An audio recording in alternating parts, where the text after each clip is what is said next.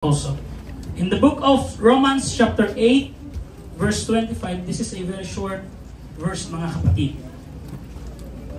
But if we look forward to something we don't yet have, we must wait patiently and confidently. Put your Bibles down and let us all pray. Heavenly Father, we thank you for this morning, Lord.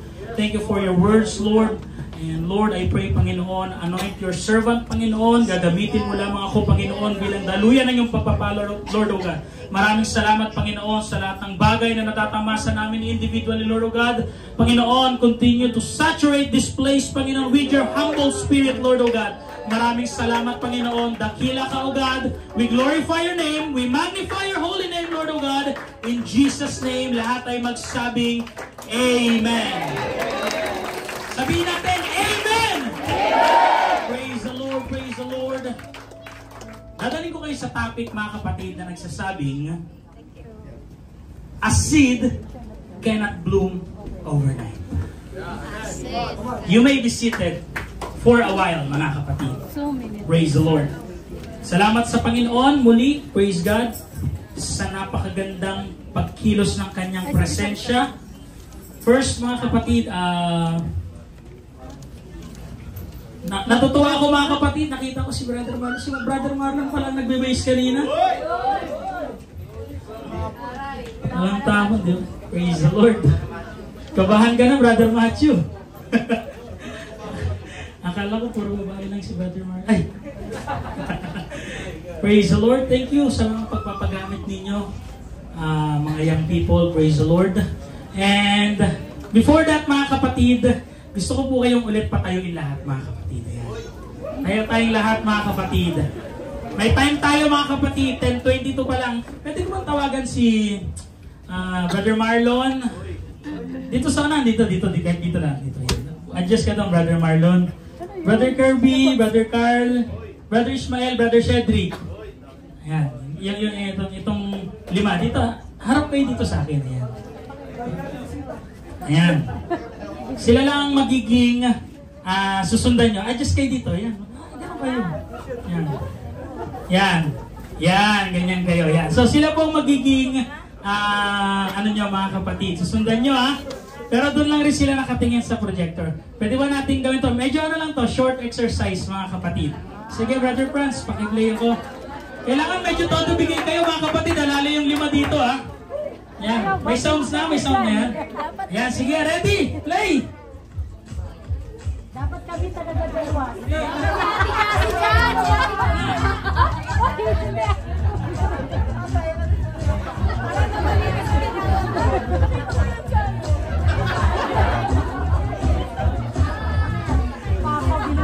Good, good! Tatubigay naman ng ano, yung lima. Para ganahan sila.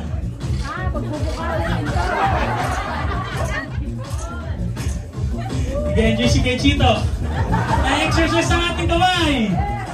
The harder, mga kapatid.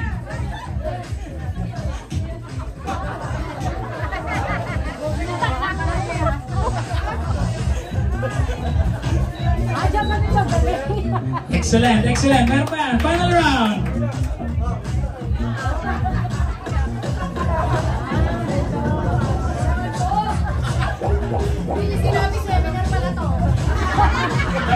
Pop yourself. Ano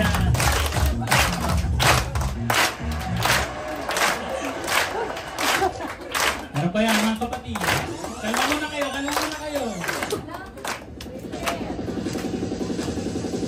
Are you ready?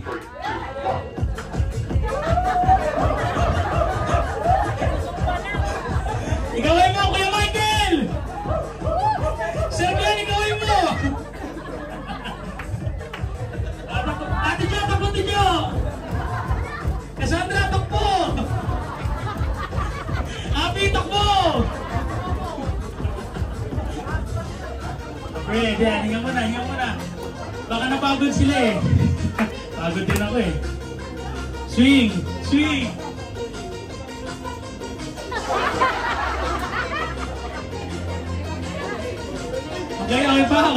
Okay pa? Meron pa, imagine you're a cat.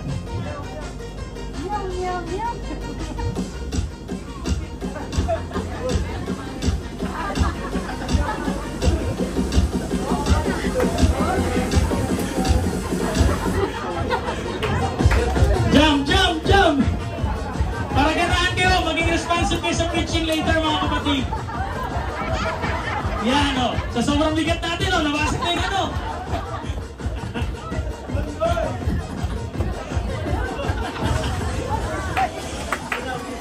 Praise the Lord! Palakpakan natin si Jesus, mga kapatid. Hallelujah! Praise the Lord! Praise the Lord! Nag-enjoy pa kayo, mga kapatid? So, doon ko natatapos. Balik ko kay Pastor Jude ang pagkakataon. The Bible service na tayo. Ganda lang ano natin. Praise the Lord! Clap your hands once again, mga kapatid!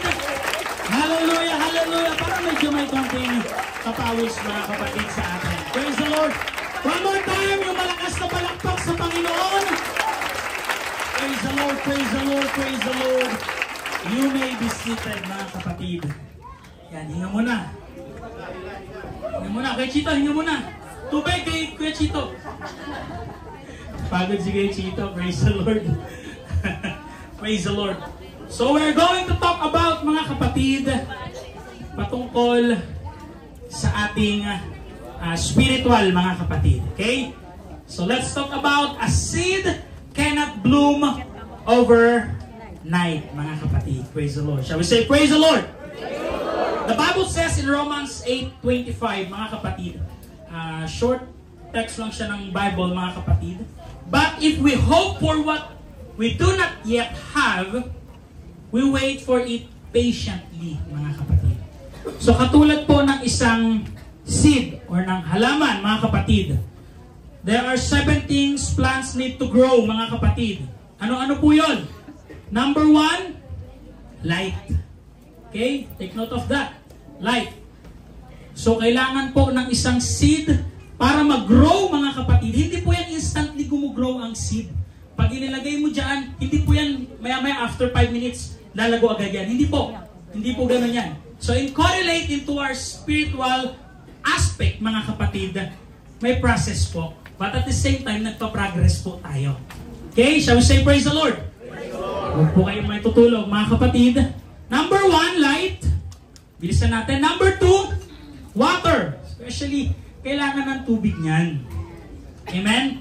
Kailangan ng tubig ng isang seed, mga kapatid, para lumago po. Okay? Number 3, air. Air. Kailangan po ng hangin, mga kapatid, ng isang seed. Hindi lang po ng isang tao, kailangan rin po ng halaman yan. Number 4, nutrients. Ayan, nutrients. Nangangailangan rin po ang isang halaman or ang isang seed ng nutrients, mga kapatid. Number 5, space. Yan, space. Isa natin. Number 6, right temperature. Yan, yung tamang temperatura lang, mga kapatid. And last, yung time, mga kapatid. So, a seed cannot bloom instantly. Am I right, mga kapatid? Tama po ba ako? Ang isang seed, hindi po yan instantly magiging puno or magiging isang halaman, mga kapatid.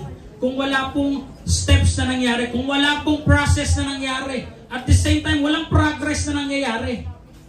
Amen? So, if we correlate in our spiritual aspect, mga kapatid, amen, tayo as a spiritual na naglilingkod sa ating Diyos, when you are new to God, ikaw ay baguhan sa aming mga visitors, sa aming mga bisita na umaattend. Kapag ikaw ay baguhan, first nag-observe ka, tama? Nag-observe ka sa simbahan, kung ano ang kultura ng simbahan. Kung yung dating kong pinag-sisimbahan, puro ganun-ganun lang. Ganon-ganon lang. Or pagdating mo dito sa Muntinlupa Church, talagang para mga baliw. Iiyak, mamaya, tatawa na naman, mamaya, iiyak na naman sa altar calling. Di ba? So, shall say praise the Lord. So, just like the tiny plant, waiting for every drop of water, growth takes time, and the process cannot be rushed. Tama, mga kapatid? Same as true sa ating spiritual na aspeto, mga kapatid. Hindi po pwede po nating madaliin ang ating spiritual na aspeto. Amen? Hindi po natin pwedeng kung gusto mo agad, maging leader ka agad ikaw, maging pastor ka agad. No, mga kapatid. Meron pong proseso na itinatawag tayo, mga kapatid. At the same time, may progress. Shall we say praise the Lord? In a world where everything seems is instant. Ayan. Sa mundong ito ay puno ng mga instant na bagay. Ano yun? Food, noodles, yung nakikita niyo sa TikTok, yung parang yung kanin, lagyan mo lang ng mainit na tubig, naluluto ka agad. Wala pang 2 minutes, luto na agad mga kapatid. Ang daming instant na po sa mundong ito. Okay? Food, entertainment, puro instant. Connections. We often forget that the most meaningful things in life, sa ating buhay, ay nangangailangan po ng pag-aantay at pagtsatsaga, mga kapatid. Lagi pong sinasabi ng mga teachers, Sunday school teachers, our pastor, mga kapatid, na tatlo lang po lagi ang sagot ng Diyos. Kapag gusto mong makuha ang isang bagay na may sagot ang Diyos, totoo naman. Mag-antay, hindi, at oo, mga kapatid. Yun lang po ang sagot ng Diyos. Pero kung nararamdaman mo na hindi talaga para sa iyo yan, matidiscern mo yan. Mararamdaman mo hindi para sa iyo yan. Kung hindi talaga siya para sa iyo, huwag mo nang ipilit ang sarili mo. Yung nagsisiksikan mo pa kasi. Diba? Huwag mo na ipagsiksikan, Brother Jeruel. Pag meron na, huwag na talaga. Diba? Hanap na lang ng bago. Ayan. Shall we say praise the Lord? Praise the Lord. The same is true in life, mga kapatid. Patience is not wasted time. Okay? It is a process that makes the result more meaningful. Tama, mga kapatid? So in spiritual aspect, there also we need to know, mga kapatid, kung paano po tayo mag-grow. Kung sa isang butil, sa seed, mga kapatid, merong kailangan ng light, ng air, ng nutrients, mga kapatid, ng time. So sa ating spiritual na buhay, kailangan rin po natin kailangan natin malaman itong mga kapatid. Number 1, ito po ang pinakauna. Listen. Prayer. Tama? Prayer. Sabihin natin, prayer. Prayer. Praise the Lord. Prayer. Prayer cultivate a consistent prayer life to communicate with God. Receive wisdom and hear from Him. So napaka-importante po ng panalangin, mga kapatid. Dito po tayo nakakakuha ng kalakasan spiritually. Nakakausap natin ang Diyos ng heart-to-heart talk. Kayong dalawa lang ng Panginoon. Nang walang nangiistorbo sa inyong buhay, mga kapatid. Kaya napaka-importante po ng panalangin, ng prayer. I hope every one of us, mga kapatid, lagi pong nare-retain sa ating utak na ang panalangin po ay importante. Hindi po sinasawalang bahala ang panalangin. Minsan, sa pagkain ng alak, kinakalimutan natin na panalangin natin, Lord, pag sa pagkain, Lord, thank you, Lord, for Lord. Ganun na lang. Ang prayer natin, Lord, maraming salamat. Amen. Hindi pala, mga kapatid. Importante pala yung nakikipag-heart to heart to ka sa ating Panginoon. Yung kumukonsulta ka sa great doctor. Yung kumukonsulta ka sa Panginoon, sa hari ng mga hari. Sobrang importante pala ng mga bagay na yan, mga kapatid. Amen? Shall we say praise the Lord? Praise the Lord. Number 2, Bible study. Yan. Sino madalas sumaatin ng midweek Bible study? Huwag mo na itaas ang kamay ninyo. Alam nyo na sa inyong sarili yan, mga kapatid. Napaka-importante po ng pag-aaral ng salita ng Diyos. Yung ginagawa po nating Sunday School, midweek Bible study, mga kapatid, napaka-importante po niyan.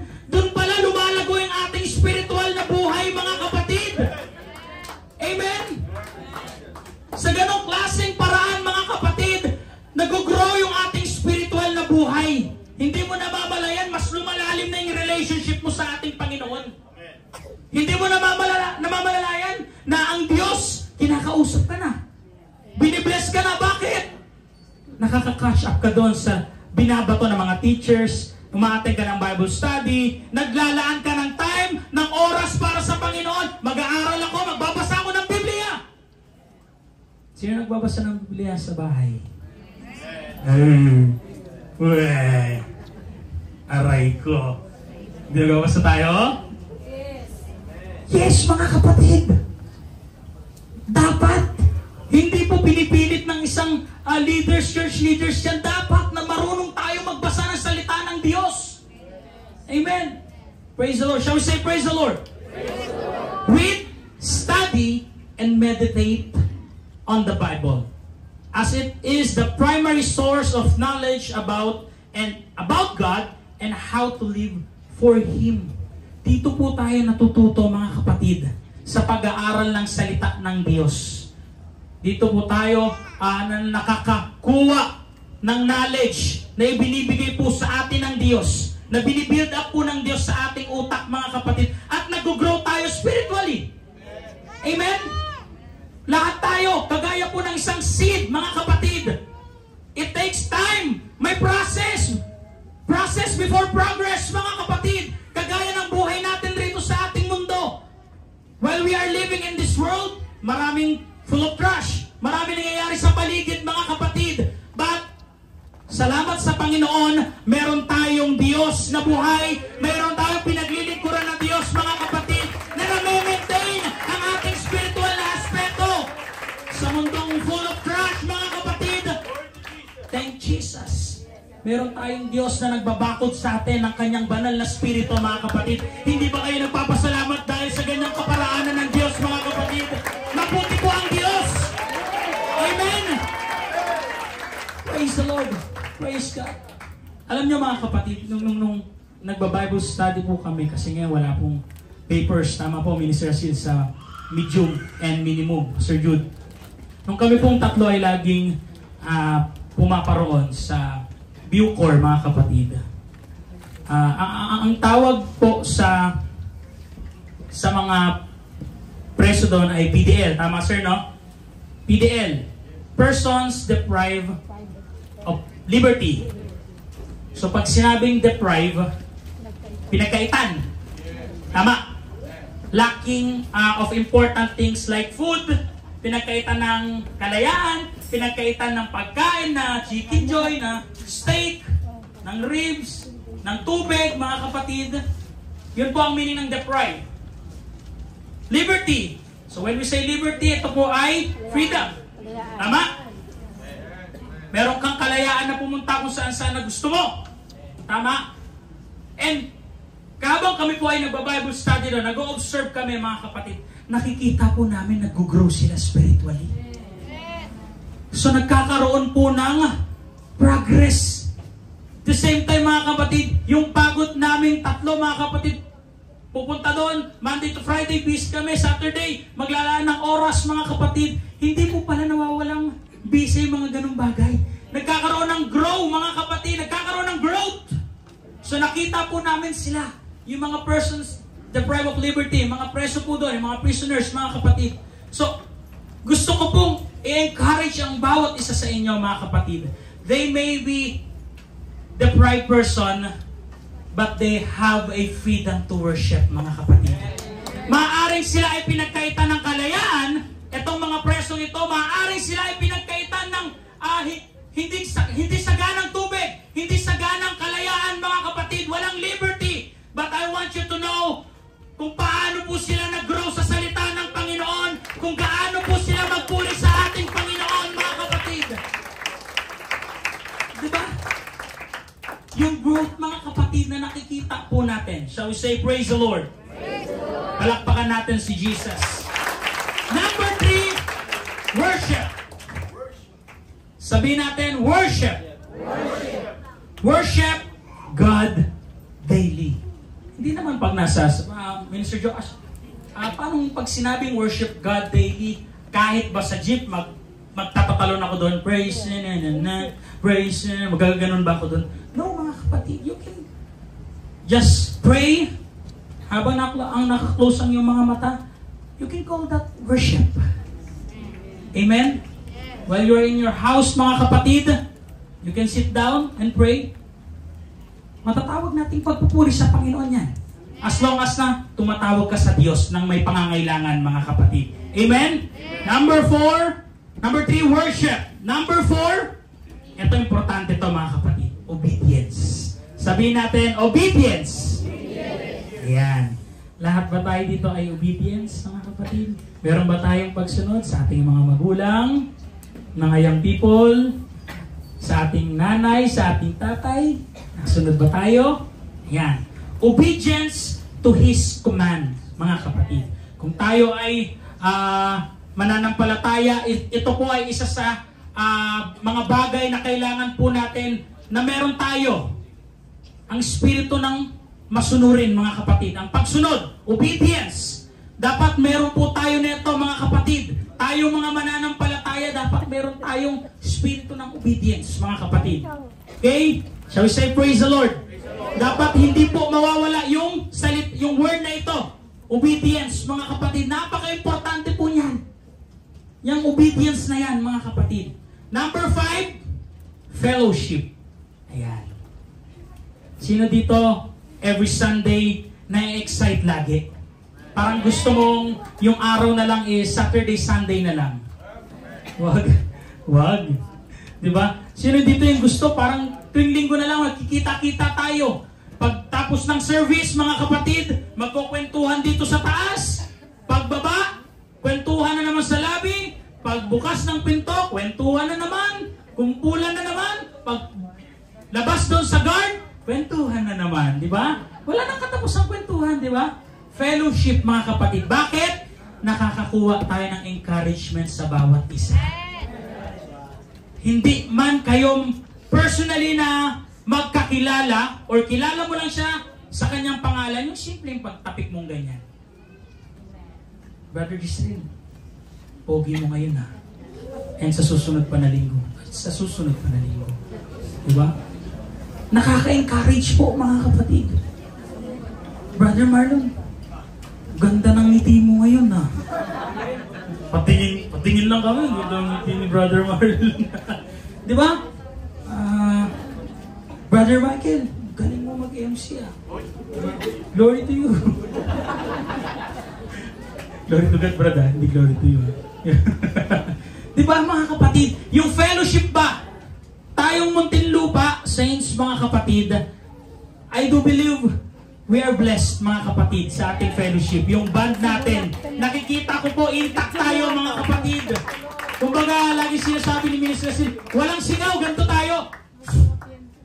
Walang singaw. Solid yung samahan natin, mga kapatid. Praise the Lord. Palakpakan natin si Jesus. Fellowship, connect with other believers in community to be strengthened, encouraged, and held accountable, mga kapatid. So, connect with each other. Hindi mo makikipag, gusto ko na makapellowship si sister. Si Best. Gusto ko makapellowship si Best. Diba? Hindi ka na mga young people na lalaki. Same as to young people na babae. Dapat lahat tayo, mga kapatid, yung fellowship natin intact po lagi sa ating Panginoon. Amen? Naalala nyo, yung fellowship natin last youth conference, young people, kita ko yung pagpupuri nila, parang pagdating dito. Yung talon nila dito, ganto-ganto lang eh. Pero yung pagpunta nila sa youth conference, gumaganong-ganon na eh. Gumaganong-ganon na sila eh, oh. Iba, mga people, yung pagpupuri doon, ganon rin dapat sa local church. Kung paano ka mag-worship sa ating Panginoon na buhay doon, young people, ganon rin po dapat dito sa ating local church. Sino ba pinaglilingkuran doon? Si Jesus. Sino ba dito sa atin? Si Buddha? Hindi naman, di ba? Si Jesus pa rin, mga kapatid. Kaya deserve ng Diyos yung papuri na para tayong baliw na nagpupuri sa Kanya, mga kapatid. And also, we need fellowship. Ang sarap kayong magpuri kapag nakikita mo yung kapatid mo sa Panginoon na sabay kayong nagpupuri, sabay kayong umaawit sa ating Panginoon. Oh, such an awesome God! Ang sarap magpuri kapag yung kapatid mo sa Panginoon, nakikita mo nagpupuri. And I'm so very blessed kay Brother Brian. Mga kapatid, kung magpuri to, talagang talon kung talon, lundag kung lundag. Di ba masakit, Brother Brian, pag ganun sa kanya? O iniinda mo lang. Pero dahil para sa Panginoon, yung love mo, you worship Jesus with all your heart. Di ba? Tama?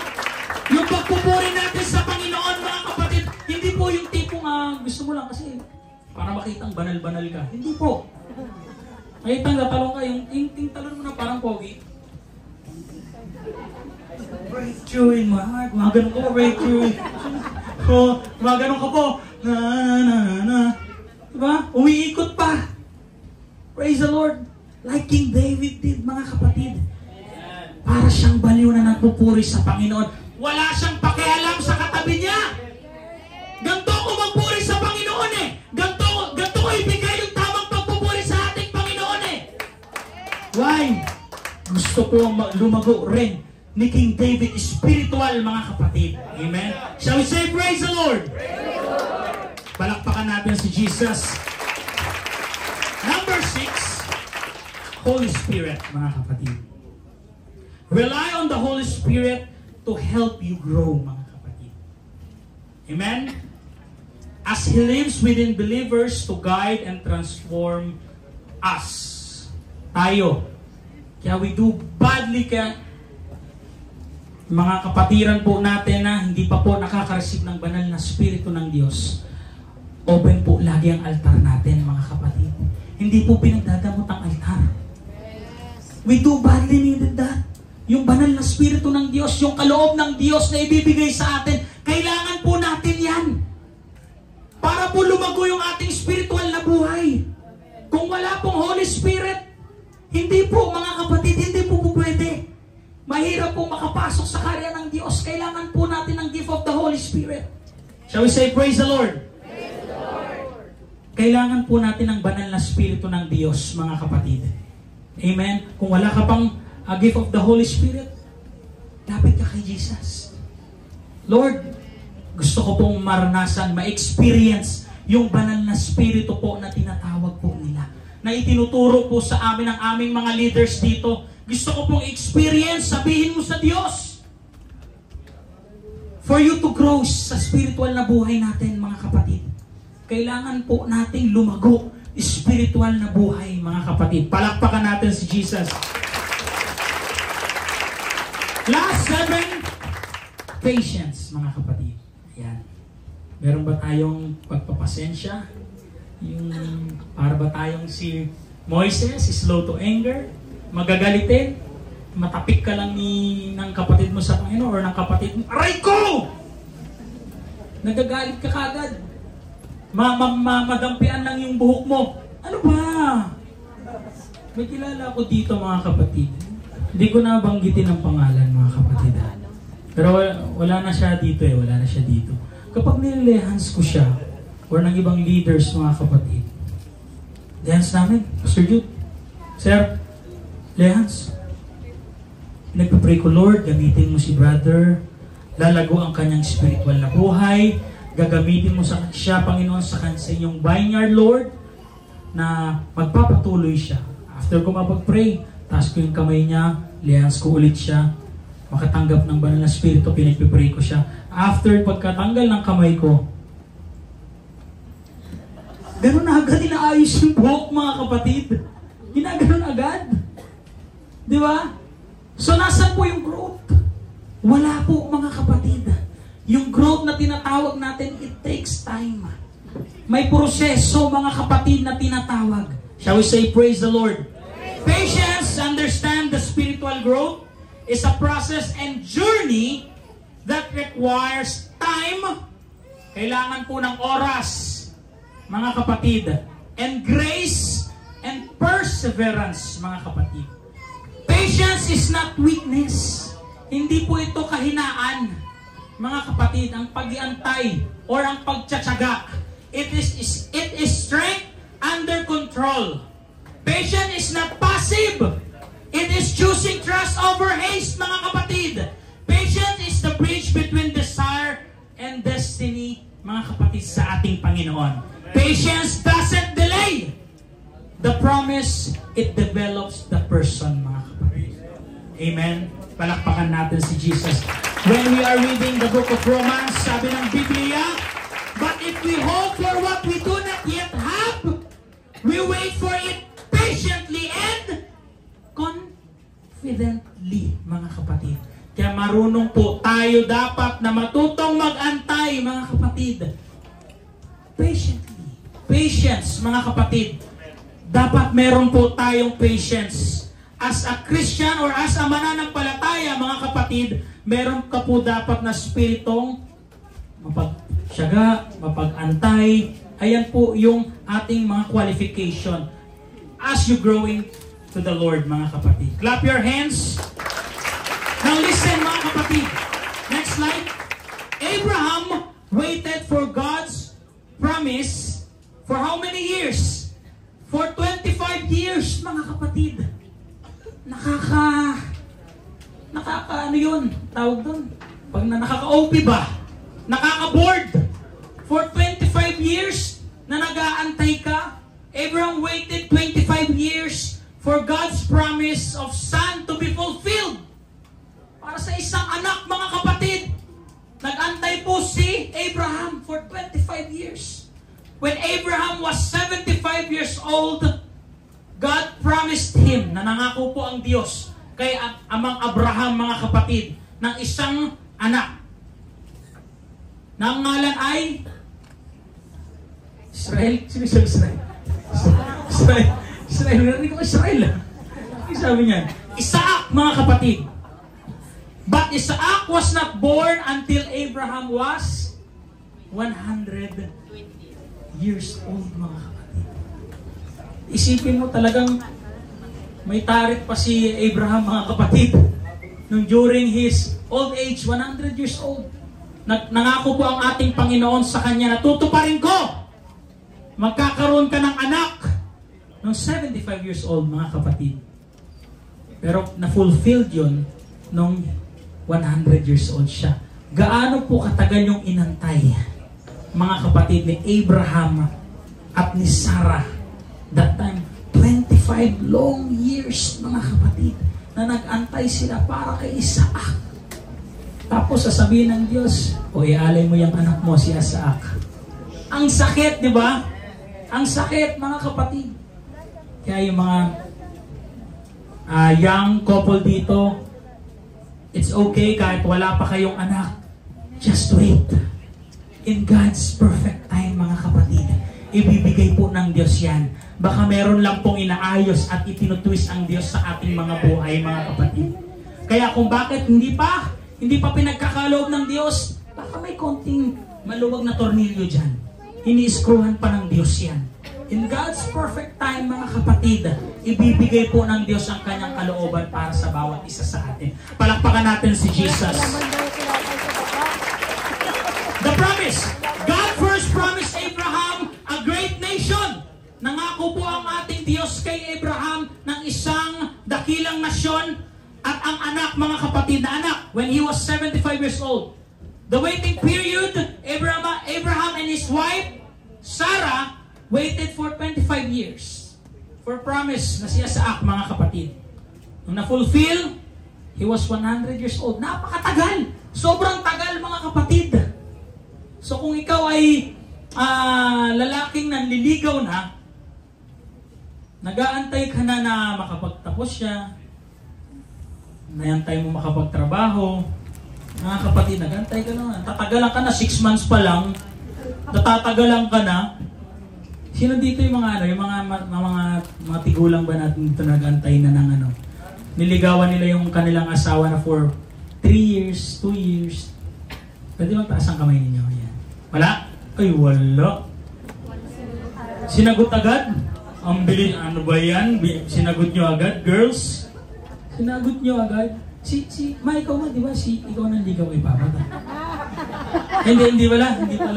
Mali pala ako. Yung kasi lagi sinasabi yung Pastor Joshua sa atin, di ba? So, na-retain sa utak namin.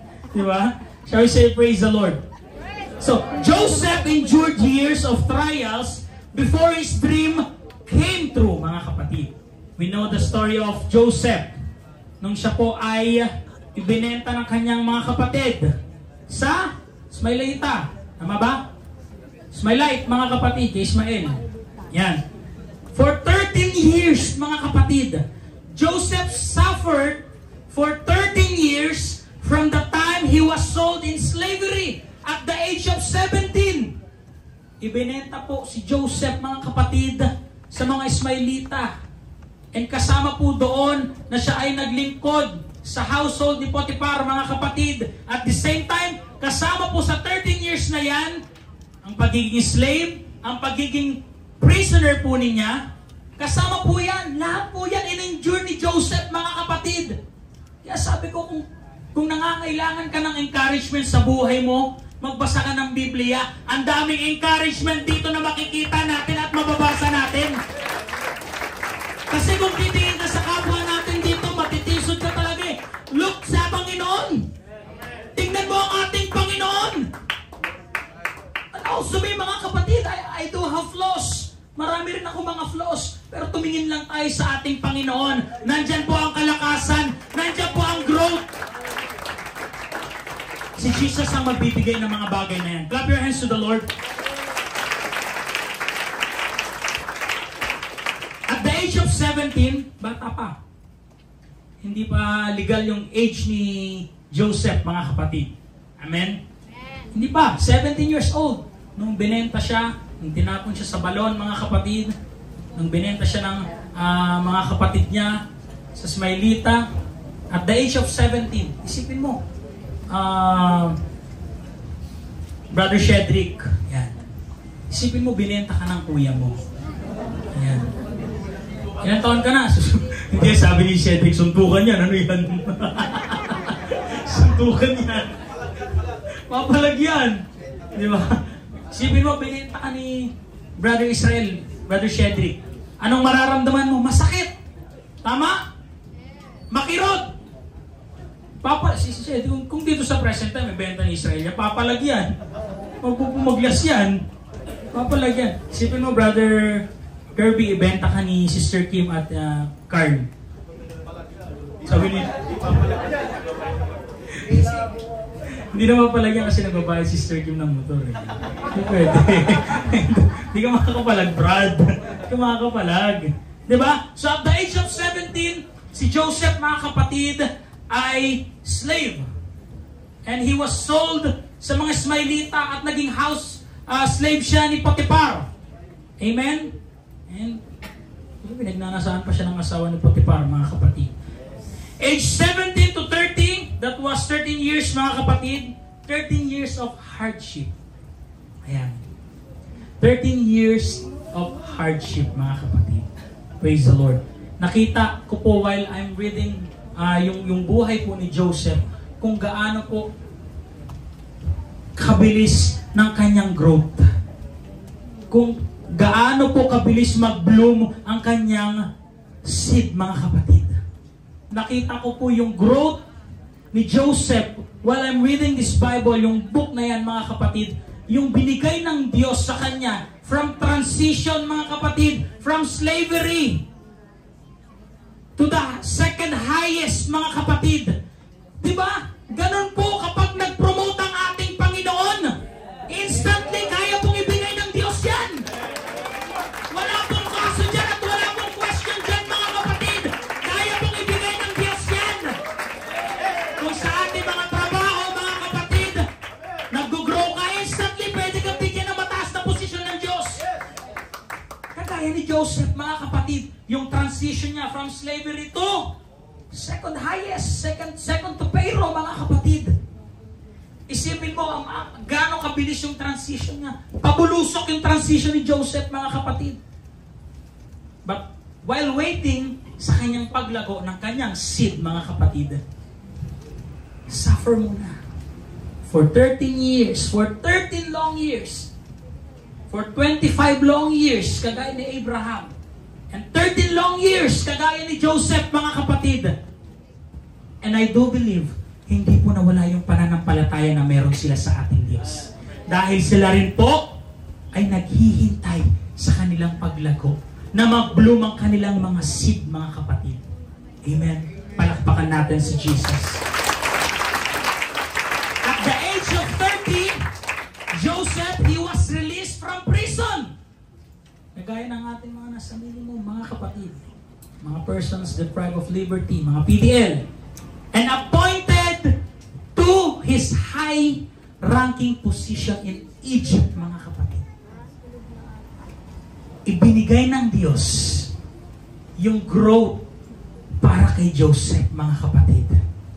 Isipin natin, mga kapatid. Now, come to think of this. I want you to close your eyes this morning, mga kapatid. Kung gaano po kalawak yung kaya pong abutin ng kamay ng Diyos. while you are in the struggling stage, while you are in the pillars of struggling, mga kapatid, gaano po kalawak yung kamay ng Diyos para po isalba tayo at para po palaguin ang spiritual na buhay natin sa Kanyang harapan, mga kapatid. Ganon po kalawak. You can imagine it. Parang limitless, mga kapatid. Ganon po kalawak ang kapangyarihan. Ganon po kalawak ang saklaw na kapangyarihan ng Diyos, mga kapatid. Praise the Lord. Hallelujah. Pwede ba natin purihin ang Diyos at palaguin? Hallelujah. Hallelujah. Praise the Lord. Yan, walang echo. Now, even Jesus often taught the value of waiting on God's timing, mga kapatid. True faith is not proven in instant prayers, but in the ability to trust God while waiting. Do we trust Jesus habang nag-aantay tayo sa blessings, mga kapatid? Parang mahina. Do we trust Jesus while waiting sa blessings? While waiting sa miracle ng ating Panginoon? Do we trust Jesus habang ikaw ay nasa pillars and struggles? Habang ikaw ay nasa struggles, mga kapatid? Habang ikaw ay nasa temptation? Do we trust Jesus? Do we trust Jesus, mga kapatid? Clap your hands to the Lord one more time.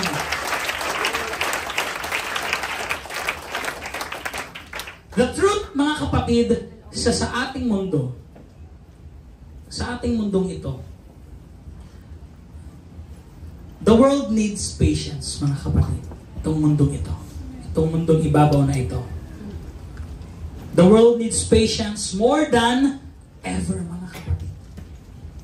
Patience unlocks maturity, wisdom, and fulfillment, mga kapatid. Nagkakaroon tayo ng growth sa harapan ng Diyos sa spiritual aspect. Kung papansinin mo, mga kapatid, yung mundo natin ngayon, yung nangyayari sa paligid natin, sa ibang bansa, mga kapatid, signs of end times. Signs of end times na nangyayari na, mga kapatid. Otherwise, kung hindi po nangyayari yung mga bagay na yan, nagsisinungaling po ang Biblia. Kaya mapalad tayo, mga mananampalataya, mga kapatid. Alam po natin ang salita ng Diyos. Mapalad ka dahil ikaw ay umaattend ng midweek Bible study, umaattend ka ng Sunday school, mga kapatid, umaattend ka ng Sunday service, nakikinig ka ng preaching. Mapalad tayong lahat dahil alam natin. Nagagalak nga tayo kasi alam natin yung mga bagay na to ay nasa Biblia. Ito ay mga prophecy, mga kapatid, na unting-unting na-fulfilled na. Ibig sabihin, merong Diyos talaga. Merong Diyos na buhay. May kumikilos sa taas, mga kapatid.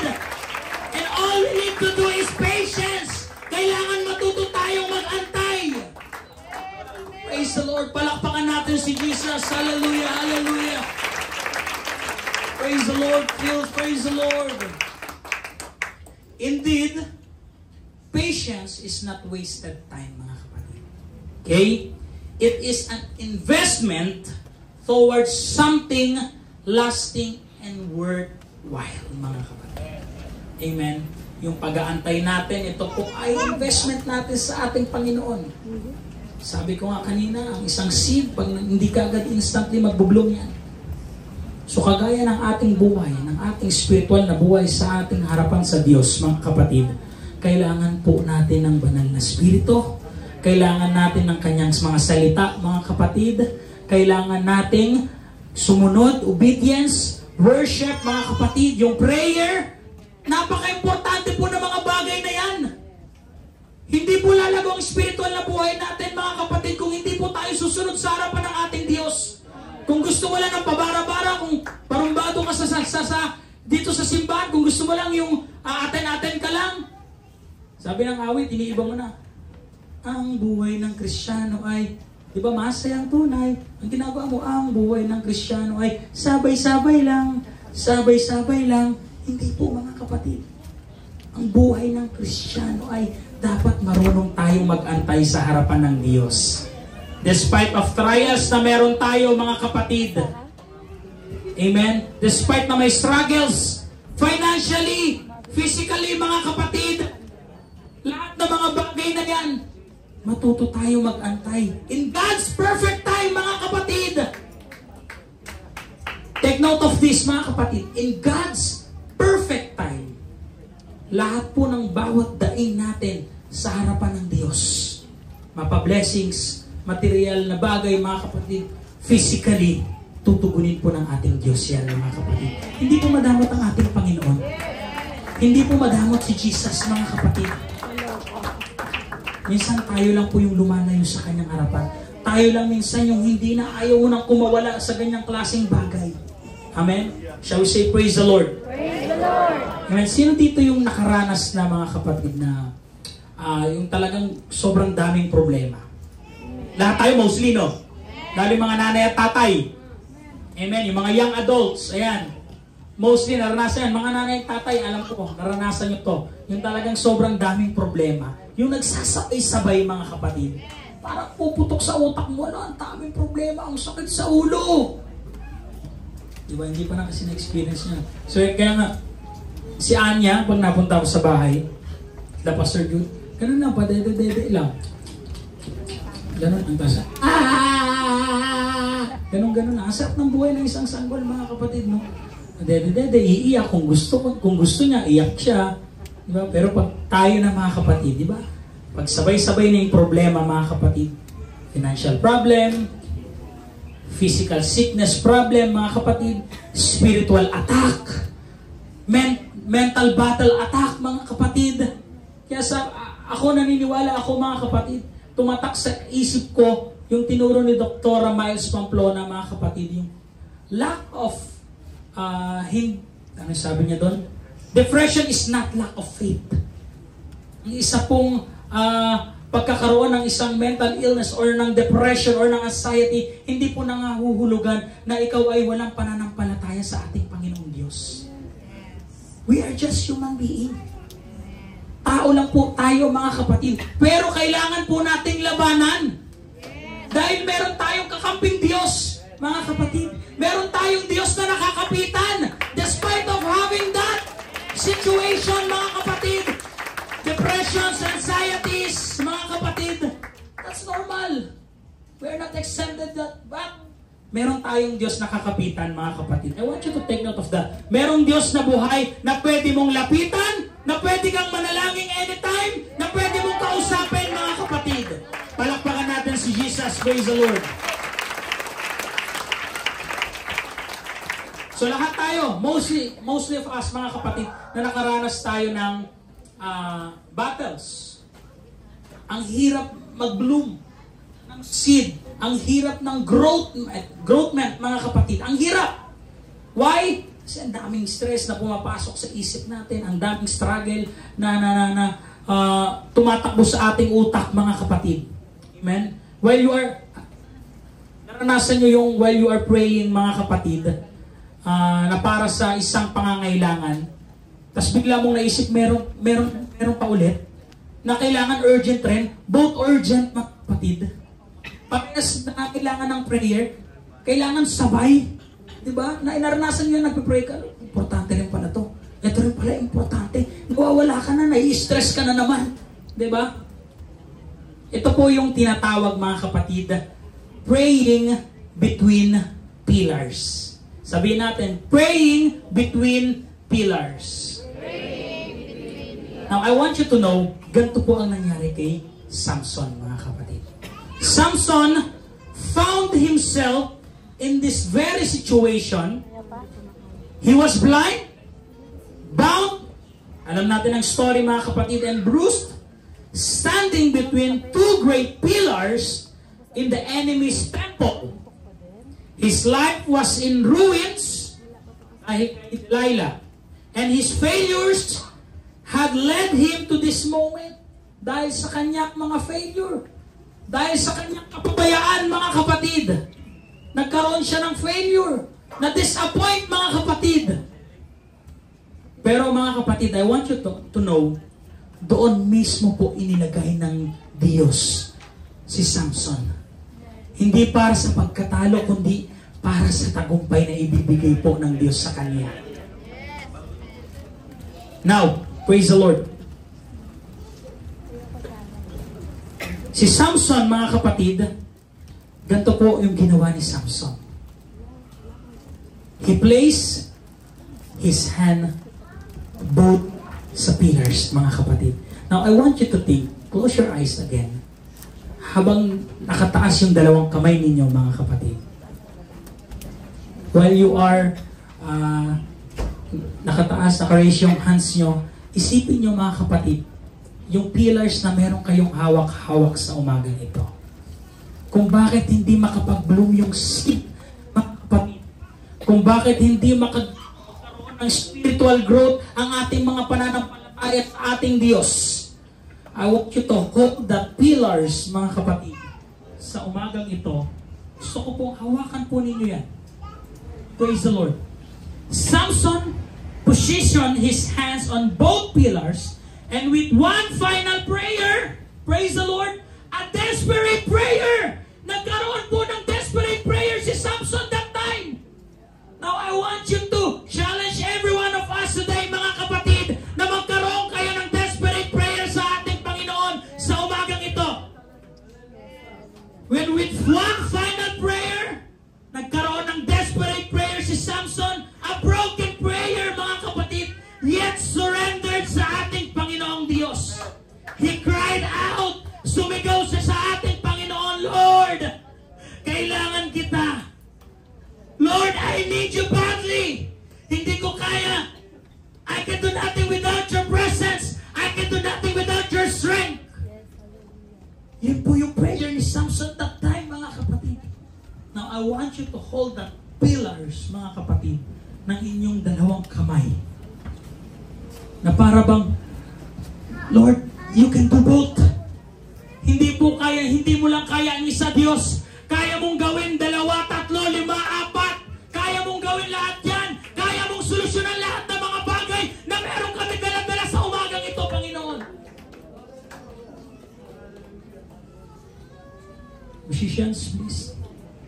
Now, I want you to know, mga kapatid, this morning, so if you feel like you are standing between the pillars today, surrounded and overwhelmed by multiple storms, don't despair. Don't give up, mga kapatid. Wala pong susuko sa atin sa umagang ito. Marahil ikaw ay nandiyan sa sitwasyon, marahil bigat na bigat tayo, hindi makapag-bloom ang ating seed, mga kapatid, sa ating puso. Now, I want you to know, God can do both. Kayang gawin po ng Diyos lahat ng bagay while you are holding your pillars. Kaya ka pong i-encourage ng Diyos. Kaya pong gawin ng Diyos ang anumang bagay, ang anumang prayers na meron ka sa umagang ito. You can close your eyes in this morning. You're believing God for one thing. But take note, He's about to do both, mga kapatid. You're believing God for one thing. Naniniwala ka na ang kayang gawin ng Diyos ay isang bagay lamang. No! He is about to do both for us, mga kapatid. Now, shall we all stand together, mga kapatid? Hayaan nyo lang ang mga upuan na yan. Huwag nyo niligpit, mga kapatid. While you are raising your hands, close your eyes to the Lord. Sige. Raise your hands to the Lord, mga kapatid. Don't look just. Huwag niyo po akong tignan, mga kapatid. Ang kailangan po natin gawin, yung seed na kailangan pong mag-bloom sa umagang ito. Let your seed bloom while you are standing in the pillars, mga kapatid. Hayaan niyo pong mag-bloom yung butil na yan habang kayo ay nandun sa pillars ng mga bagay na nararanasan natin sa mundo ito. Temptations, problems, heartache, financially, mga kapatid, hayaan niyo po ang Diyos ang magbuhat ng mga bagay na yan. Let your seed bloom while you are standing in that pillars. I want you to know, brethren, ang Diyos po ay kikilos sa umagang ito. I do challenge everyone, mga kapatid. Just don't, wag lang kayong tumunganga, wag lang kayong magsabi ng I love you Jesus. You can shout, you can praise Him, mga